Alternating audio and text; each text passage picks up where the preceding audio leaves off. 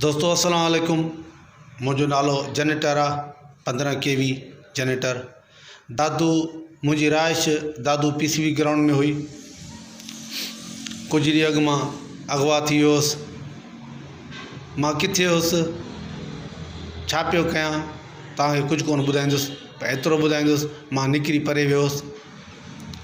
उन खां पोइ दादू जे ख़तरनाक सोशल वर्करनि उन्हनि सख़्तु एहतिजाज कयो ऐं उन खां पोइ जेको आहे सो मां वरी वापसि बिलुलनि ते राति आयो आहियां। दादू जेल जे साम्हूं मोड़ किरायो थोरो खुटल हो।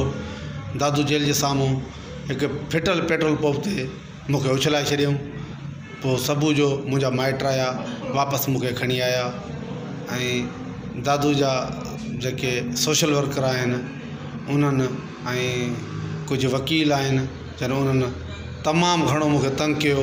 एॾी का मूंसां मोहबत आहिनि, एॾी सख़्तु तनक़ीद कयूं। जेके मूंखे अगवा करिया उन्हनि जे ख़िलाफ़ु मजबूरन हुननि खे मूं ते वापसि करिणो पियो। तव्हांजी वॾी महिरबानी। मां पंहिंजे ख़ैरनि सां वापसि दादू पहुची वियो आहियां। सभिनी दोस्तनि जी महिरबानी।